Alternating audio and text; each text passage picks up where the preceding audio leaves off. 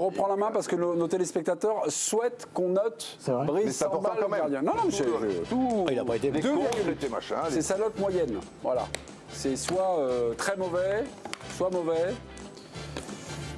On est dans le. On est dans le 3. On est dans le 3, c'est mauvais. Ah oui, si c'est pas mauvais là. C'est peut-être. Ça arrive. Hein. Et c'est peut-être 2, non. Et c'est peut-être 2. Permettez-moi d'insister. C'est quoi la différence? Ça peut être 2. Très mauvais. Et 3? Mauvais. On n'a pas envie de l'enfoncer non plus. Oui, non, parce qu'on l'aime bien.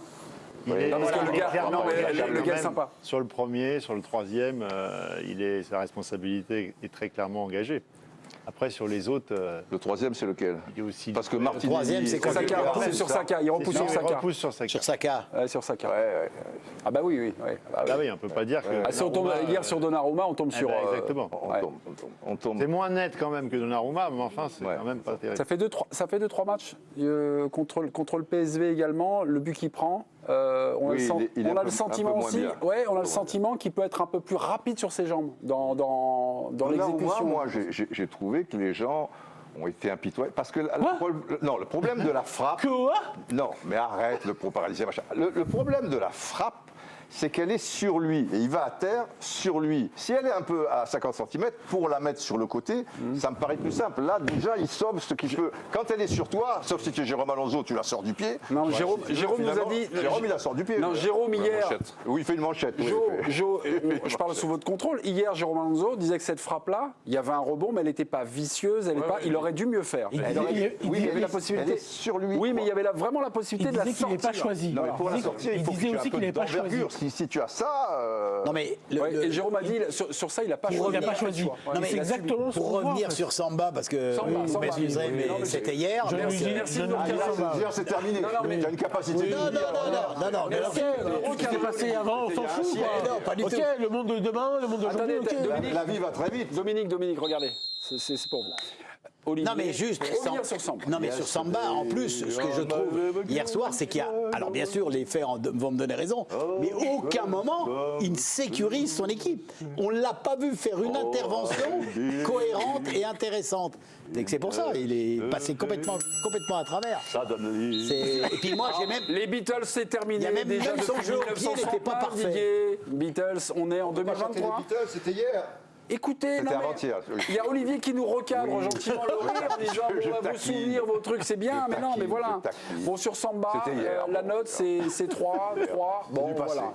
C'est mauvais ce soir. On passe peut-être à une autre note, mes amis. Pas Danso. Danso. Non. Danso. Non. Danso. Je note pas. Je contre-joue. Danso. Je chante en plus, je lance. Danso, c'est 3. Alors, si les mecs vous mettez 3, jamais un mec ne fait un très mauvais match. 2, Dominique Sévrac. Votre allié ce soir, c'est Dominique. 3, très mauvais. Il hésite, il veut mettre 1. Non. Il hésite. Dominique Sévrac. Alors le 1 ne sert à rien. 1 exécrable. Non plus. 1 exécrable. Moi je veux bien, je veux pas. Vous m'avez expliqué juste avant. Ça ne sert à rien. Pourquoi il y a un 1 puisque ça ne sert à rien? 1 exécrable. C'est quand tu prends un rouge, par exemple. T'as été nul et tu prends. Non, 0 exécrable ponctué d'un comportement inadmissible. J'ai vu un 1 pour Philippe Maxès dans le journal de l'équipe. France-Autriche? Oui. Ouais. Autriche-France. Autriche-France. Parce que voilà, il est pro aussi. Qu'est-ce qu'il avait fait? Il était nul de A à Z et il prend pas un rouge. Si tu prends un rouge, c'est 0, donc. Je sais plus. Non, ça c'était France Football. Mais noyade complet. Là, vous venez de m'expliquer qu'il y a une différence entre mauvais et très mauvais. Là, il était très mauvais. C'est-à-dire qu'il est dans tous les mauvais coups, il est impactant sur rien, il est absolument à la rue, il est dépassé, il est fébrile, donc je ne peux pas mettre 3. 3, c'est ce qu'on va mettre à Samba. Ouais, donc je suis obligé de le dégrader. Mettre 2. Donc là, Olivier va se rendre compte qu'il s'est trompé. D'accord, ok, très bien. Et moi, je suis là pour montrer à Olivier qu'il se trompe. Notamment. Olivier, Samba Lançon, même match, même note. Oui, non, mais c'est vrai, il a raison, Dominique. Je pense qu'on doit être un peu plus sévère sur Danso, qui. Ça peut arriver. Non, puis il est sur tous les mauvais coups, c'est vrai. Encore plus que Samba, parce que je peux pardonner 2-3 petites choses à Samba que pour un défenseur. Moi, ce qui m'agace chez Danso, c'est sa façon de défendre. Il est toujours comme ça. Je peux pas vous le faire mieux parce que je suis pas très bon. Mais non, mais regarde sur les buts, tu vas voir, tu seras étonné. Il est toujours en position comme ça, un peu de travers, et il n'est pas face à son adversaire. Ça s'appelle défendre l'égyptienne. Oui, peut-être. Mais quand tu défends. Non mais quand tu défends, tu dois être face à ton adversaire. Il est Bengals. C'est n'importe quoi cette émission. On est foutu ce soir. C'est un peu musical aussi, ça va. Mes amis, après Kevin Danso, on reste dans la charnière centrale. C'est Facundo Medina, auteur d'une frappe sur le poteau. Ouais, pas mal, lui. Soir. Il a été mieux en que les première autres. mi-temps. Moi, je mets 4. C'est 3-5. 5, c'est quoi? Eh bah. Oui, 5. Alléluia, la moyenne pour Kevin Il n'y a Danso. pas de faute sur le compte quand ils sont avec Danso. Jo, est-ce que c'est le meilleur Danso? Si. Mais Enfin, comment est-ce que c'est un match moins pire? Celui qui s'en sort le mieux. Comment un match où vous prenez 6 buts en Ligue des Champions, vous pouvez mettre de la moyenne à des gens? Ah bah si, quand Non, mais même. je comprends pas en fait. Mais si, Dominique, c'est vrai. En plus, j'étais là quand ils ont perdu au PSV et Jo avait annoncé ce qui allait se passer par la suite. Donc pour une fois, Jo avait raison, c'est quand même assez rare pour le souligner. Et Jo nous avait annoncé que c'était la fin de. Vous êtes en train de le remonter là, Jo. Un, vous l'interrompez. Et puis deux, après vous le taquinez. Il y a un concept ou pas? Oui. Et donc, ils n'ont pas le niveau. Et on le voit dès le PSV qui fait un gros pressing sur eux. Ils perdent 15-0, c'est un peu un miracle. Et Jo nous dit ce soir-là, c'est un peu la fin des espoirs en Ligue des Champions. Non, je pense que vous l'avez mal écouté. Bah, il avait dit ça. Hein. C'est dès le match nul à Bollaert. Ah oui.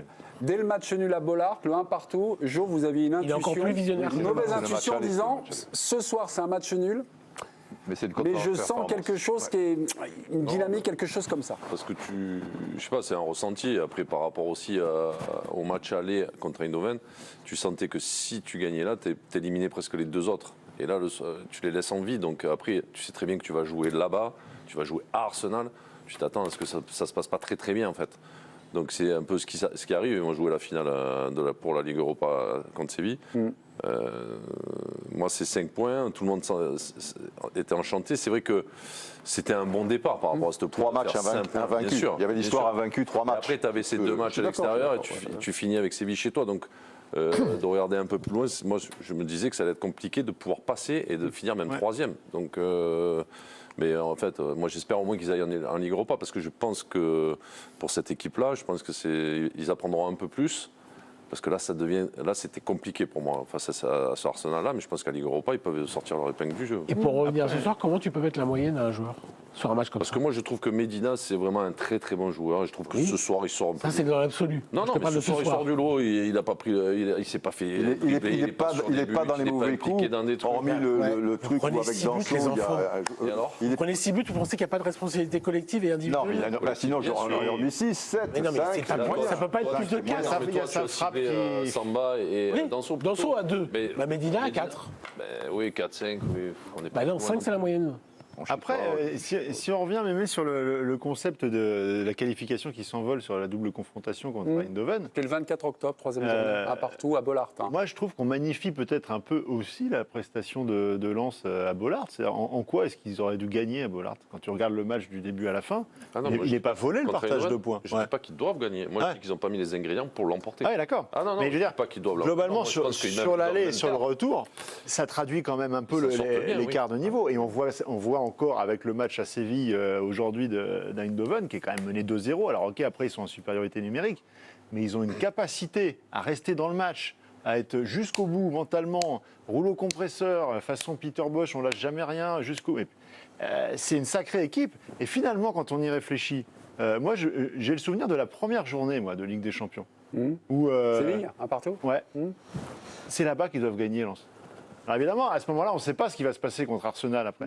Mais souvenez-vous de la fin de match. Ils ont les occasions.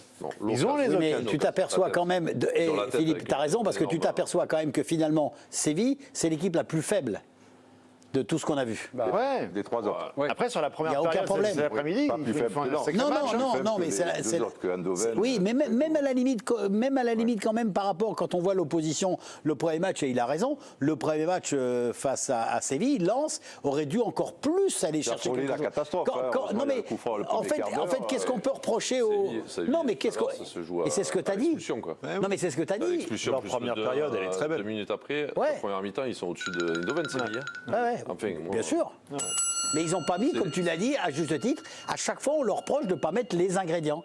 Alors vont-ils les découvrir? Après, Lens, c'était une équipe qui était en 2e division il y a 3 ans. Mais on est d'accord. Là, on parle de grosses équipes à culture européenne, historique. Déjà d'être 3e sur ce groupe, c'est Séville qui a bien. gagné 25 Ligue Europa et Arsenal, bon, ça reste Arsenal. Candice, la conférence de presse de Mikel Arteta, donc c'est terminé. Vous retenez quoi comme déclaration du coach, du manager d'Arsenal? Eh bien, un coach qui a surtout tenu à souligner le match de ses joueurs, évidemment. Il était heureux qu'il y ait autant de buteurs différents.